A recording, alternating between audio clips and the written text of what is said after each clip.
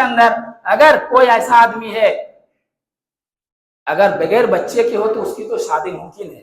اگر ایک بچہ یا دو بچہ ہو کے جوانی میں ہی اس کا شوہر انتقال کر جائے، شادی کے بارے میں پھر نہ گارجن سوچتے ہیں نہ وہ عورت سوچ سکتی ہے. اس کے دل میں شادی کے ارمان ہوتے ہوئے بھی وہ یہ اظہار خیال نہیں کر سکتی کہ اس کی شادی دوبارہ کرائی جائے. یہ کتنا بڑا جرم ہے. ہم نے خواہشات کو، ان کی خواہشات کو کچل کر رکھ دیا دنیا میں. آپ کون ہوتے ہیں اس کی خواہشات کو دبانے والے؟ اللہ رب العالمین نے اجازت دی ہے. اللہ رب العالمین نے سورہ نور آیت نمبر 32 میں کیا کہا کہ اپنے بہن بیٹیوں کی شادی کرا دیا کرو. وَأَنكِحُوا الْأَيَامَ مِنكُمْ وَالصَّالِحِينَ مِنْ عِبَادِكُمْ. کہا کہ جو تمہارے جو بہن یا بیٹی کی شکل میں جو بھی ہیں عورتیں ہیں ان کی شادی کرا دیا کرو. جو لونڈی ہے، جو غلام ہے، ان کی بھی شادی کرا دیا کرو. تو شادی کرانے کا حکم ہے چاہے جس عمر میں بھی ہو. آج سعودیہ ہی ایک ایسا ملک ہے کہ اگر 40 سال کی عمر میں اگر اس کا باپ انتقال کر جائے تو اس کا بیٹا اس کی ماں کے لیے رشتہ ڈھونڈتا ہے. اس کی ماں کے لیے رشتہ ڈھونڈتا ہے. اس کا بیٹا جیسے ایک بھائی اپنی بہن کے لیے رشتہ ڈھونڈنے کی کوشش کرتا ہے، ویسے ایک بیٹا اپنی ماں کے لیے رشتہ ڈھونڈتا ہے کہ میری ماں کو دنیا میں جو چیز سکون کا ذریعہ ہے وہ میں دلا سکوں. یہ شرم حیا کی بات نہیں ہے. کون سوچے گا؟ آج تو ہمارا معاشرہ ایسا ہے کہ اگر ایک بچہ ہوتے ہوئے اس کا شوہر انتقال کر جائے تو وہ بول نہیں سکتے. اگر بول دے گا کتنی بے حیا ہے، کتنی بے شرم ہے، یہ شادی کے لیے بول رہی ہے. گارجن تو والا سوچتے نہیں. گارجن تو ایک لفظوں کا ایسا چاٹا مارتے پھر وہ عورت یا وہ لڑکی دوبارہ بول نہیں سکتی. مرد کا بھی وہی حال ہے. مرد کا اگر مرد کی بیوی انتقال کر جائے، ایک بچہ ہو، دو بچہ ہو، تین بچہ ہو، پھر وہ شادی کے لیے اگر سوچنا بھی چاہے، معاشرے میں لوگ طرح طرح کے تانے دیتے ہیں، طرح طرح کی باتیں بولتے ہیں اور کہتے ہیں یہ تو عیاش ہے، یہ تو بالکل نظروں کا گرا ہوا انسان، یہ دوبارہ شادی کرنا چاہتا ہے. بھائی شادی کیوں نہیں کرے گا؟ اللہ رب العالمین نے اجازت دی ہے کہ فَانكِحُوا مَا طَابَ لَكُم مِّنَ النِّسَاءِ مَثْنَىٰ وَثُلَاثَ وَرُبَاعَ. اللہ رب العالمین نے کہا کہ 2 سے شادی کرو، 3 سے شادی کرو، 4 سے شادی کرو، جو عورتیں تم کو پسند آ جائیں. 4 تک کرنے کا حکم ہے. پہلے 2 سے اللہ تعالیٰ نے اسٹارٹ کیا. اگر طاقت نہیں ہے، انصاف نہیں کر سکتے تو 1 ہی سے کرو. آپ کون ہوتے ہیں کہنے والے کہ دوبارہ شادی نہیں کر سکتے یا 2 شادی نہیں کر سکتے؟ اگر اللہ تعالیٰ نے ان کے اندر طاقت رکھی ہے، جذبہ رکھا، کیوں نہیں کرے گا؟ آپ شریعت کا مذاق اڑائیں گے، قرآن کے احکام کی مخالفت کریں گے. ایسا آپ کو اللہ تعالیٰ نے حق دیا؟ نہیں دیا. آپ نہیں کر سکتے. تو معاشرے میں یہ برائی ہے میرے بھائی. اسی طریقے سے معاشرے میں اگر کوئی بچی ہے جس کے اندر اللہ تعالیٰ نے کوئی عیب دے دیا، چاہے بیماری ہو، اس کا مائنڈ ڈسٹرب رہے، یا جسم کے طور پر، جسمانی طور پر کسی طرح کا کہیں کوئی عیب ہو جائے، اس لڑکی کے بارے میں، شادی کے بارے میں کوئی سوچتے بھی نہیں. اس کی زندگی ایسے ہی گزر جاتی ہے، خواہشات ایسے ہی دبا کے وہ مر جاتی ہے. وہ بھی انسان ہے. یہ کون سوچے گا؟ یہ گارجین کے ساتھ ساتھ جو معاشرے کے افراد ہوتے ہیں ان کو سوچنا ضروری ہے. کبھی ہم نہیں سوچتے کیا اس میں فضیلت نہیں ہے کہ کسی عیبدار لڑکی کو ہم شادی کر کے لے کے آئیں جس کے اندر کوئی کسی چیز کی کمی ہے، مائنڈ ڈسٹرب ہے یا جسم کے اندر کوئی بھی کمی ہے، ہم اس عورت کو اپنی زندگی کا حصہ بنا کے اس کو زندگی دیں، اس کو جینے کا حق دیں، اس کو کھلائے پلائے. کیا اس میں ثواب نہیں؟ ثواب ہے. معاشرے کے میں اگر ایک قبیلے میں یا ایک گاؤں میں اگر 100 گھر ہیں، ان میں سے 2 4 5 گھر تو ضرور ایسے ہوں گے جن کے بچیوں میں یا عورتوں میں کچھ نہ کچھ اللہ تعالیٰ نے کمی کر دی. ہر انسان میں ہوتا، مردوں میں بھی عورتوں میں بھی. تو کیا یہ کون سوچے گا؟ اس میں فضیلت نہیں ہے؟ فضیلت ہے، لیکن ہم نہیں سوچتے. ہر شخص سوچتا ہے کہ خوبصورت ہو، بیوٹیفل ہو، ایسے ہو، ویسے ہو، اعلیٰ گھرانہ. بھائی غریب گھرانے کی بچیاں کہاں جائیں گی؟ غریب گھرانے کی بچیاں آج سسکتے ہوئے دم توڑ رہی ہیں. ان کے پاس خرچ کے لیے پیسے نہیں، ان کے پاس شادی کرانے کے لیے روپیہ نہیں، ایسے ہی ان کی زندگی کٹ رہی ہے. تو کفو کا لفظ ہے، کفو یعنی برابری. ایک فقہ نے ایک اصطلاح ایجاد کیا کفو کا. اگر غریب ہے تو غریب گھرانے میں شادی کر لے، لیکن ہر غریب بھی سوچتا ہے کہ ہم اعلیٰ گھرانے میں کریں شادی. غریب کا گھر میں کون دستک دے گا؟ کون جائے گا؟ ذات کا یہ مسئلہ ہے. کسی گھر میں، کسی ذات میں اگر 100 لڑکیاں ہیں اور اس ذات میں اگر 100 ہی لڑکے ہیں، 50 لڑکیوں کی شادی تو ہو جائے گی، لیکن 50 لڑکیاں جن کو لڑکے نہیں مل رہے ہیں، دوسری ذات والے ان لڑکیوں کو نہیں لائیں گے، ان لڑکیوں کی شادی کیسے ہوگی، کہاں ہوگی؟ اس کی ذمہ دار کون ہے؟ آپ ذات میں بانٹنے والے کون ہوتے ہیں؟ اللہ نے ایسا کہا، اللہ تعالیٰ نے کہا کہ ہم نے تعارف کے لیے صرف ذات کو ایجاد کیا، کنبے قبیلے کو بنایا۔ آپ نے شادی بیاہ کو جو زندگی کا ایک اہم حصہ ہے، آپ نے ذات ذات میں جکڑ کے رکھ دیا۔ ان چیزوں میں ہمیں غور و فکر کرنے کی ضرورت ہے۔ صرف سننے کا یہ مطلب نہیں ہے کہ ہم سن لیں اور عمل میں نہ لائیں، اس سے ایسے سننے سے کوئی فائدہ نہیں ہے، عمل کی ضرورت ہے۔ اب دیکھیے نبی زندگی دیکھ لیجئے، نبی صلی اللہ علیہ وسلم نے ایک کماری کو چھوڑ کر باقی جو آپ کی بیویاں تھیں، یا تو سب زیادہ تر بیوہ تھیں جن کے شوہر انتقال کر گئے تھے، آپ نے کیوں اپنایا؟ ہمدردی کے طور پر، عیاشی کے لیے، نعوذ باللہ۔ آج جو کہتے ہیں رنگیلا رسول، جو لوگ کہتے ہیں، جو غیر مسلم رنگیلا رسول کے نام سے ہمارے نبی کو موسوم کرتے ہیں، ہمارے نبی کی زندگی دیکھ لیجئے، پہلی شادی ہوتی ہے 25 سال کی عمر میں ایک 40 سال کی بوڑھی عورت سے، خدیجہ نام کی عورت سے۔ 40 سال کی عورت ہے وہ، جس کے اندر عیاشی ہوگی، وہ 40 سال کی عورت سے شادی کرے گا، نعوذ باللہ من ذالک۔ اور باقی جو آپ نے شادیاں کی وہ بیواؤں سے کی، مطلقہ سے کی، جن کا کوئی پرسان حال نہیں تھا، آپ نے ان کو زندگی دینے کے لیے شادی کی سے۔ اب دیکھ لیجئے حضرت عمر فاروق رضی اللہ تعالیٰ عنہ، کون نہیں جانتا حضرت عمر فاروق کو؟ دوسرے نمبر کے خلیفہ ہیں۔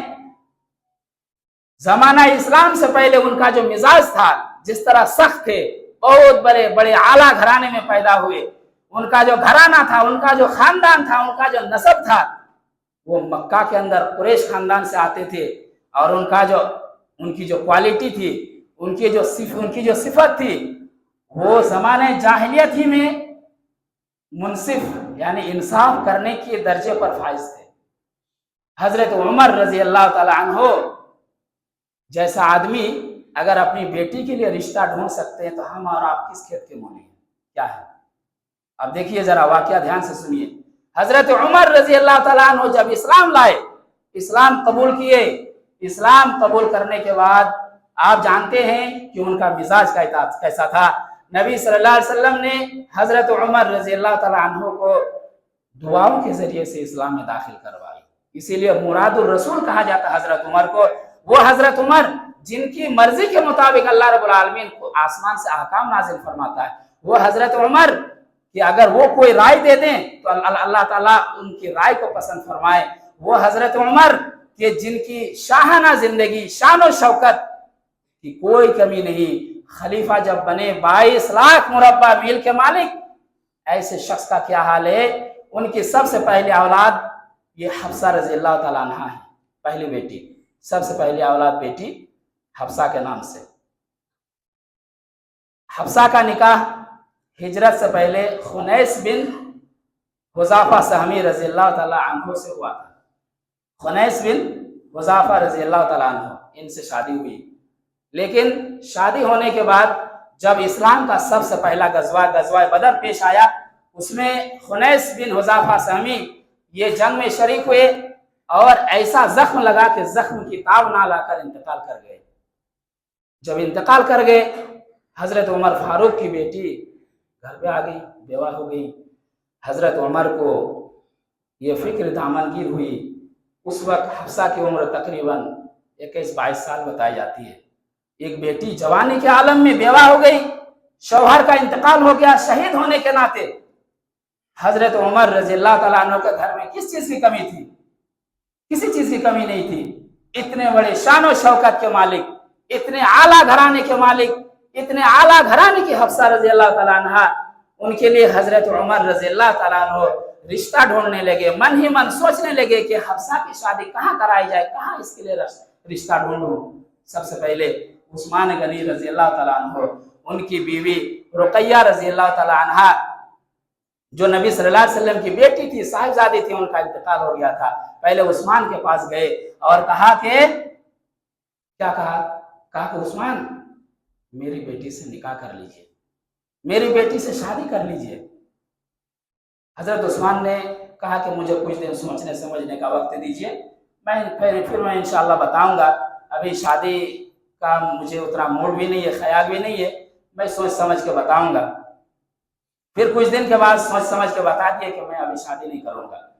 حضرت عمر رضی اللہ تعالیٰ عنہ بڑے دکھی ہوئے، تکلیف میں مبتلا ہو گئے کہ میری بیٹی کا رشتہ ٹھکرا دیے، دلی طور پر افسوس ہوا۔ اس کے بعد حضرت ابو بکر صدیق رضی اللہ تعالیٰ عنہ کے پاس گئے، ان کے پاس جا کر بھی یہی فریاد کی، کہے کہ ابو بکر میری بیٹی سے شادی کر لیجئے۔ تو ابو بکر نے کوئی جواب ہی نہیں دیا، ہاں نہ کچھ بھی نہیں۔ نبی صلی اللہ علیہ وسلم کے پاس بڑے دکھ اور تکلیف کے ساتھ نبی صلی اللہ علیہ وسلم کے پاس گئے اور کہا کہ اللہ کے رسول، میرے اندر کیا کمی ہے؟ کیا اسلام میں میرا کوئی مرتبہ نہیں ہے؟ یا ایسا پیغام دینا غلط ہے کیا؟ کہا کیا ہوا؟ کہا کہ میں نے حفصہ کی شادی کے لیے میں نے عثمان کو پیغام دیا، عثمان نے بھی انکار کر دیا۔ ابو بکر کو میں نے پیغام دیا، ابو بکر نے بھی انکار کر دیا۔ کیا میرا کوئی اعتبار نہیں ہے؟ اللہ کے نبی صلی اللہ علیہ وسلم نے کہا کہ عمر آپ ٹینشن نہ لیجئے، گھبرانے کی بات نہیں ہے۔ عثمان کی شادی ایک ایسی لڑکی سے ہوگی جو حفصہ سے بہتر ہے، اور حفصہ کی شادی ایک ایسے مرد سے ہوگی جو حضرت عثمان سے بہتر ہے۔ ٹینشن کی بات نہیں ہے، آپ نہ گھبرائیے، شادی ہوگی حفصہ کی لیکن ایسے مرد سے ہوگی۔ آپ عثمان کو چاہتے، عثمان تو کیا، عثمان سے اعلیٰ آدمی افضل ملے گا آپ کو۔ پھر کچھ دن کے بعد نبی صلی اللہ علیہ وسلم حفصہ کے لیے شادی کا پیغام بھجواتے ہیں۔ نبی صلی اللہ علیہ وسلم خود پیغام دیتے ہیں عمر کو کہ میں حفصہ سے شادی کرنا چاہتا ہوں۔ پیغام دیتے ہیں، شادی ہو جاتی ہے۔ حضرت ابوبکر سے جب ملاقات ہوتی ہے ایک دن، حضرت ابوبکر کہتے ہیں کہ میں نے کوئی جواب اس لیے نہیں دیا تھا کہ آپ کی بیٹی کا ذکر ہمارے سامنے نبی صلی اللہ علیہ وسلم نے کیا تھا حفصہ کے بارے میں، اس لیے میں چپ رہا کہ آپ کو تو ایسا داماد ملنے والا ہے جو خیر البشر ہے، افضل الانبیاء والرسول ہے، میں کیوں ٹانگ اڑاؤں بیچ میں، اس لیے میں چپ رہا، کچھ نہیں کہا۔ اور نبی صلی اللہ علیہ وسلم نے یہ راز فاش کرنے سے بھی منع کیا تھا کہ یہ بات کسی سے کہنا نہیں کہ میں ان کو پسند کرتا ہوں یا میں ان کو پیغام دینے والا ہوں۔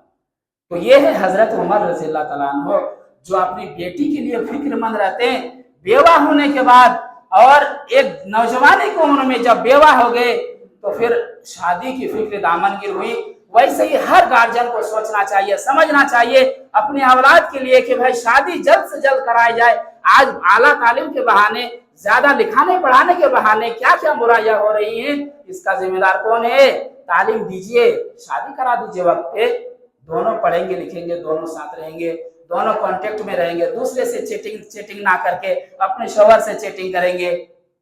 کوئی آپ کا لڑکا ہے اعلیٰ تعلیم حاصل کر رہا، میں مانتا ہوں، آپ ڈاکٹری کی ڈگری دلائیں گے، پی ایچ ڈی کروائیں گے، وہ ٹھیک ہے، شادی کرا دیجئے، بیٹا شادی کر لو، پڑھو بھی، سب کچھ کرو، غلط راستے پہ تو نہیں جائے گا، جائز راستہ کھلا ہوا ہے۔ اس کا ذمہ دار کون ہوگا؟ والدین کو بھی سوچنا ضروری ہے۔ اور ہمارے انڈیا میں تو اکثر یہی حال ہے کہ گارجن کے ماتحت ہی شادی ہوتی ہے، لڑکا اپنے بیس پہ کھڑا نہیں ہوتا، اپنے پیر پہ کھڑا نہیں ہوتا، اس کا شادی کا ذمہ دار گارجن ہی ہوتے ہیں، تو پھر تاخیر کی کوئی وجہ ہی نہیں ہونی چاہیے۔ ہاں ایک بات ہوتی ہے کہ لڑکا اپنے بیس پہ کھڑا ہوگا، سب کچھ کرے گا، گھر بنائے گا، زمین جائیداد گاڑیاں ساری چیزیں ہوں گی، پھر شادی کرے گا، ایک تاخیر کی وجہ ہو سکتی ہے۔ لیکن یہاں تو گارجن کے بیس پہ، گارجن کی مرضی سے زیادہ تر انڈیا میں شادی ہوتی ہے، تو پھر تاخیر کی وجہ نہیں ہونی چاہیے، لڑکا کے لیے بھی لڑکی کے لیے بھی۔ یہ ذمہ دار لوگوں کو سوچنا چاہیے، سمجھنا چاہیے۔ اس کے بعد اور 1-2 منٹ بس یہ کہ حضرت حفصہ سے شادی ہو گئی نبی صلی اللہ علیہ وسلم کی، لیکن بیٹی کس کی تھی؟ حضرت عمر کی تھی، حضرت عمر کی بیٹی تھی۔ مزاج میں وہی سختی، بولنے میں فصاحت اور بلاغت، کوئی بھی بات بولتی تھی بالکل بے دھڑک، کسی طرح کا کوئی ٹینشن نہیں، جو حقیقت ہے بول دیتے تھے، ڈرتی نہیں تھی۔ اور مکہ کے اندر 17 لوگ پڑھنا جانتے تھے، ان میں سے ایک حضرت حفصہ رضی اللہ تعالیٰ عنہ بھی تھی۔ جب نبی صلی اللہ علیہ وسلم کی زوجیت میں آئی تو انہوں نے نبی صلی اللہ علیہ وسلم کے اوپر جو وحی نازل ہوتی تھی، قرآن پاک کی آیتیں یہ ساتھ میں لکھتی بھی تھی۔ زید بن ثابت یہ کاتب وحی تھے، ان کے ساتھ ساتھ یہ حضرت حفصہ بھی لکھتی تھی۔ شریعت کی کوئی بات سمجھ میں نہیں آتی تھی، بے دھڑک پوچھتی تھی اور برملا کہتی تھی کہ اللہ کے رسول اس کا حکم کیا ہے، اس کا مطلب کیا ہے، سمجھائیے۔ مزاج میں سختی تھی لیکن غلط چیزوں میں سختی نہیں تھی، صحیح چیزوں میں سختی تھی. حضرت عمر بھی جو سخت مزاج تھے غلط چیزوں میں تھے کیا؟ غلط چیزوں کے خلاف تھے, غلط چیزوں کے لیے سخت نہیں تھے. اسلام کے لیے سخت تھے, اسلام کے احکام پہ جو عمل نہ کرے اس کے لیے سخت تھے. لیکن لوگوں کو کھلانے میں, پلانے میں, لوگوں کی مدد کرنے میں 22 لاکھ مربع کے مالک جب بنے تو رات بھر نہیں سوتے تھے, گشت کرتے تھے صرف اس ڈر سے کہ اگر کوئی آدمی بھوکا سو گیا اور اللہ تعالیٰ پوچھے گا قیامت کے دن, اے عمر تم 22 لاکھ مربع کے مالک تھے, ایک شخص بھوکا سویا, تو میں اللہ کو کیا جواب دوں گا؟ ہمیشہ روتے تھے, گڑگڑاتے تھے, اتنے بڑے گھرانے میں پیدا ہونے کے باوجود. تو حضرت حفصہ کے مزاج میں سختی تھی. اس طرح سے کیا ہوا کہ نبی صلی اللہ علیہ وسلم نے کوئی راز کی بات بتائی, کسی کو بتانا نہیں, لیکن حضرت حفصہ سے غلطی ہو گئی. مارے غصہ کے اللہ کے نبی صلی اللہ علیہ وسلم نے ان کو ایک طلاق دے دی. ایک طلاق جب ہوئی, حضرت عمر کو جب خبر ہوئی, کہا کہ میری بیٹی کو طلاق ہو گئی. تو حضرت عمر ہمیشہ اپنی بیٹی کو کیا کہتے تھے کہ جاؤ تم عمر کی بیٹی ہو, جو من میں آ وہی بولو کرو. نہیں, ہمیشہ کہتے تھے کہ تمہاری وجہ سے اگر میرے نبی کو تکلیف ہو جائے, میرے نبی اگر ناراض ہو جائے تم سے, تو مجھ سے برا کوئی نہیں ہوگا.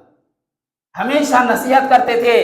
جب ایک طلاق ہو گئے تو پریشان ہو گئے. اللہ رب العالمین نے جبریل امین کو بھیجا اور کہا کہ راجع زوجتک یا رسول اللہ. جبریل امین آ کر کہے اللہ کے رسول سے, اے اللہ کے رسول, آپ کی بیوی سے آپ رجعت کر لیجئے, ان کو لوٹا لیجئے دوبارہ, اپنی زوجیت میں پھر سے بیوی بنائیے, ایک ہی طلاق ابھی ہوئی ہے. فَإِنَّهَا صَوَّامَةٌ وَقَوَّامَةٌ, اس لیے کہ وہ عورت ایسی عورت ہے جو زیادہ روزہ رکھتی ہے, زیادہ قیام کرتی ہے. حدیث میں آتا ہے کہ جس دن حفصہ کا انتقال ہوا اس دن بھی وہ روزے سے تھی. تو اللہ رب العالمین نے ان کی خوبیوں کو گنا کر, صفتوں کو گنا کر جبریل امین کو کہلا کے بھیجا. کوئی بات نہیں, چھوٹی غلطی ہو گئی, لیکن نبی نے طلاق دے دیا, فوراً جا کے کہو کہ اپنی زوجیت میں دوبارہ لوٹا لیں. تو عورتوں کی حفاظت ان کی خوبیاں کریں گی, ان کی صفات کریں گی. آپ بھی اپنے اندر یہ خوبیاں پیدا کریں, اللہ تعالیٰ آپ کی حفاظت کرے گا. آپ کی زندگی میں برکت آئے گی. آپ کی زندگی میں یہ نیک اعمال کی وجہ سے اللہ رب العالمین خیر و برکت ڈال دے گا.